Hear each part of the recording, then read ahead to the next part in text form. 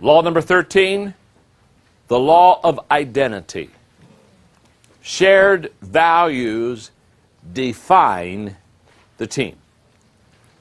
Let me give you the difference between a personal value and an organization value. A personal value is something that influences and guides my behavior. In other words, there are certain values that I have in my personal life that those values influence me and guide me. They determine what kind of decisions I make. They determine what kind of behavior I have. They're values. They're personal values. They influence, they guide my personal life and behavior. An organization's value is something that influences and guides the team's behavior. Now, what I want you to understand about values is that they influence and they guide. We talked earlier on the laws of teamwork about the law of the big picture, which was a vision law. Now, when I speak of vision, I talk about the head of the organization. When I talk about values, I talk about the heart of the organization. Values are the heart and the soul of your company. They're what gives your company purpose and meaning and significance. It's truly why you work there. And so let me give you some tools and understanding of what values do for an organization and how they apply to the organization. So let's go to your notes. The values of an organization are like, first of all, glue. They hold an organization together. In other words, the values of your organization at this moment have the ability to keep you from being scattered or from falling apart. When a company goes through a crisis, when a company goes through a very difficult time, what allows that organization to continue to be strong is its values. And the moment that we understand what values do, we realize it's like glue that holds the organization together. Number two, the values of an organization are like a foundation. They provide stability for the company to grow. In fact, it's the foundation that allows the company to be built. So values are what you build your organization on. Number three, the values of an organization are like a ruler. They set the standard for the team's performance. It's from those values that you get your standard. Number four, the values of an organization are like a compass. They give direction and they give guidance. I think it was Roy Disney who said one time, it's not hard to make decisions when you know what your values are. But let me just turn it around. It's very hard to make decisions when you don't have any values. I mean, you're just kind of whippy and in the wind and just kind of go any way that I suppose the wind blows. Number five, the values of an organization are like a magnet. They attract like-minded people. You see, this is the law of identity. Basically, this is saying that the values define the team. So when your team has shared values, these values are being practiced, these values are being observed. So who is attracted to your organization? Like begets like. Birds of a feather flock together. So the people that are being attracted to your organization are people that have like values. So because values are displayed in behavior, they're easily seen, they're easily experienced, they're easily witnessed. And so when people witness those values and they see those values, there's a drawing to that organization of people that have like values. Number six.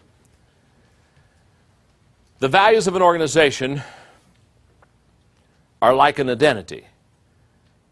They define and they identify who the team really is.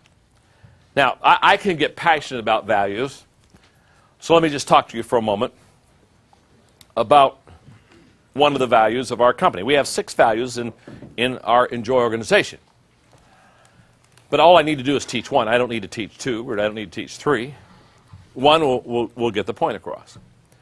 One of the values of the Enjoy group is that we truly want to add value to people. I said that in an earlier training tape today. My goal is to add value to people. When I go help somebody, when it's done, I want to say that I've been able to add value. If I've added value to them, I'm a happy person. So that is a personal value in my life. And because it's a personal value in my life, and because I'm a founder, and I'm an owner, and I'm a leader of an organization, that those values have bled through. And I've taught those values to my people. Basically, I've told them the only reason for us to exist is to add value to other people. And if we don't add value to someone, if we don't add value to an organization, if we don't add value to a company, if we don't add value to a congregation, if we don't add value to people, we really shouldn't be doing what we're doing. So let me share with you, when I was teaching this value to my organization, I shared with them 4 ways of how to add value to people. Remember, values are exhibited through behavior.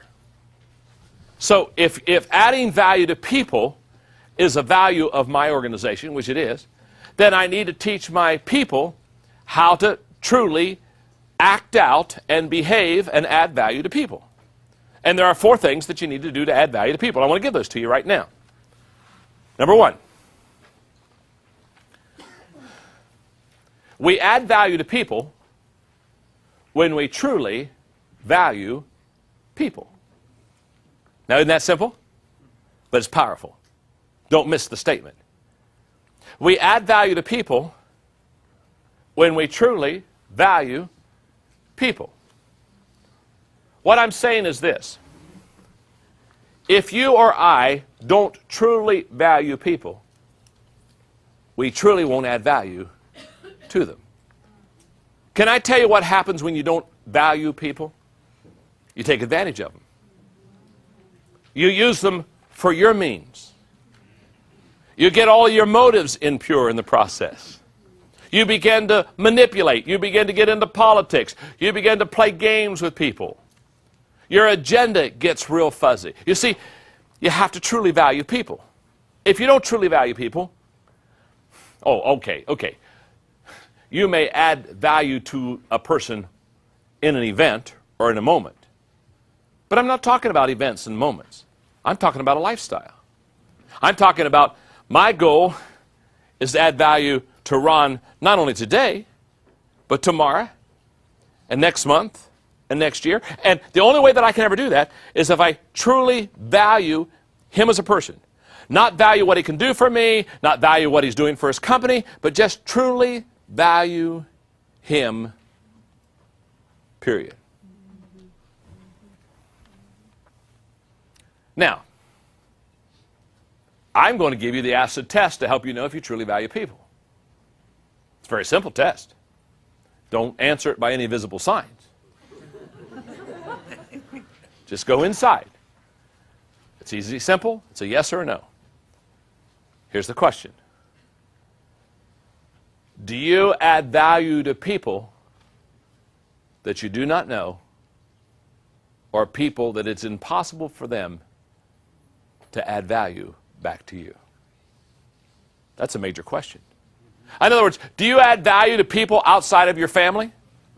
Outside of your company? Oh, of course you're adding value to somebody in the company, because if you can help them to go to a whole new level, they're going to help you to go to a whole new level. I'm not talking about that. Now, you want to do that. But how about the stranger or the person that you don't know? How is your behavior to people that you're never going to meet again, you're never going to see again? Do you truly value people? See, for leaders, this is a very important question. Because leaders are usually ahead of the pack. That's why they're leaders. They see a little farther, they sense a little bit more, they've got a little bit of edge, and we'll talk about that because that's a teamwork law. But because leaders are a little bit ahead, it's very easy for leaders to manipulate people or to use them for their advantage. And nothing is worse than a leader that manipulates people. Now, you motivate them, but don't manipulate them. When you motivate people, you move them together for mutual advantage. When you manipulate them, you move people together for your advantage. And there's a world difference between the two, so don't get them confused. Okay. So we add value to people when we truly value people.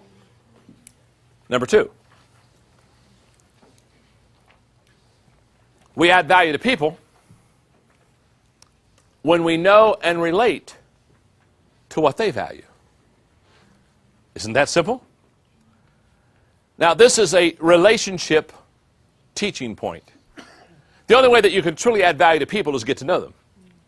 Because the only way that I can truly know and relate to you, what's your name? Paul. Paul. The only way I can truly know and relate to you is to know what you dream about, know what you cry about, know what you sing about. In other words, when I can identify with those things, now I can relate and identify with you, and now I can add value to you. So what I'm saying is, there is no lasting value added to people without a healthy, sustained relationship. Has to be. You can only add value to people that you know and relate to. Number 3, you add value to people. Now, this is a value that we have in the Enjoy group. That's why I'm teaching. That's why I'm passionate about it. You add value to people when you make yourself more valuable. Let me explain that one. You add value to people when you make yourself more valuable. Let me illustrate. The only way that I can increasingly add value to you is by increasingly improving myself. Now, I asked earlier, how many of you read the 21 Irrefutable Laws of Leadership? Okay, now. How many of you are going to read the 17 Laws of Teamwork? Now, let me tell you something. Thank you very much. My wife and kids will be happy. Now, let me tell you something about whatever books you read, whatever tapes you listen to, whatever conferences you attend. The only way I can continually add value to you is to continue to grow. Think about this. I have to make myself more valuable because that's the only way that I can continually add value to you. In other words, you're loving this conference and I'm enjoying teaching it, but can I tell you something? You don't want to come back tomorrow and hear the same stuff again. Been there, done that. So you're going to enjoy the teamwork book. But can I tell you something about the teamwork book? Once it's done, you don't want to buy another one. You don't want to say, boy, you know, that was so good, I think I'll buy another one just like it. Not for yourself. You see, the only way that I can continually add value to you is make myself more valuable. So when I was spending some time last summer with New York publishers who were working on my next book, and I was trying to decide which publisher I would go with. As I sat in my hotel in New York City, knowing I was going to see 4 major publishers the next morning, or the next day, I'm sitting there and I'm asking myself the question, what's the question they're going to ask me? And the question I thought a publisher would ask me was, if I was sitting down interviewing me about maybe publishing a Maxwell book, was, you've already written about 20 books.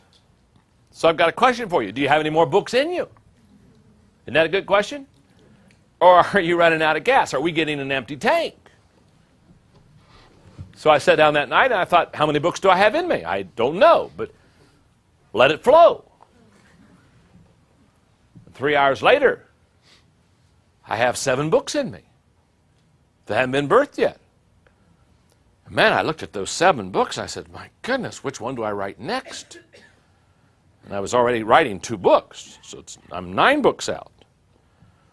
So the next day, when I went to the publishers and I'm sitting down, sure enough, the first New York publisher looked and said, John, we've read your stuff. We're very excited about potentially developing a relationship here, but we've got to ask you a question. You've written so many books. Do you have any more books in you? I said, I'm glad you asked. Are you ready to take notes? For the next 20 minutes, I walked around publishing boardroom in New York City, and I talked to them about the books that I haven't birthed yet, but the things that I'm thinking about, and gave them the titles and what the thesis was going to be of the books, and the essence of why I needed to teach this book and why people needed it and would help them grow. They got excited. You see, they got excited because, you see, they realized that as an author, I'm going to keep growing, I'm going to keep learning, I'm going to keep expanding. I'm not running out of gas. Let me put it this way. If you're leading your people and you run out of gas, the normal tendency when you run out of gas is to stop.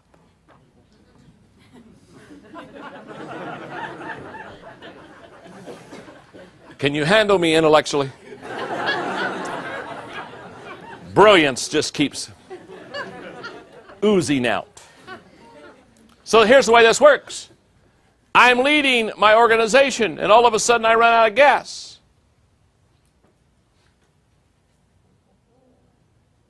I'm no longer leading my organization.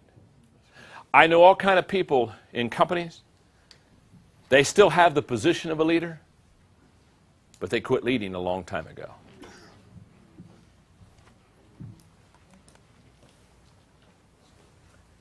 Leaders are learners.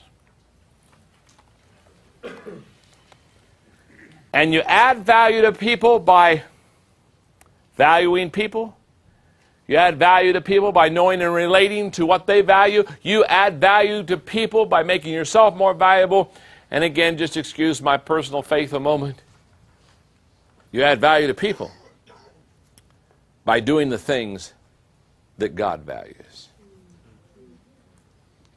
I believe that's the only thing that's eternal. I believe everything else is wood, hay, and stubble. So last week I was in the Caribbean with Todd Duncan, who is a major teacher, trainer, leadership development for people that are mortgage professionals, and he had 75 presidents of companies in a room, and I spent a day with them. When I was done, I looked at Todd and I said, I got a question to ask you. Did I add value? Was it worth the expense? Todd gave me a big old grin. He's a big guy, tall guy, gave me a big hug and said, John, you have no idea what you've done for us. Okay, I can get on a plane.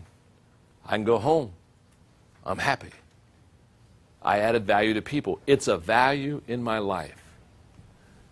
I encourage you, as a team member, as a team, get together, sit together, and begin to outline what your personal values are and what your team values are. And listen to me very carefully. The only way that you can be successful on your team is when your personal values match the team values. When your personal values are out of whack with the team values, you may be on the team, but you won't be effective. That's the law of identity. Shared values define the team.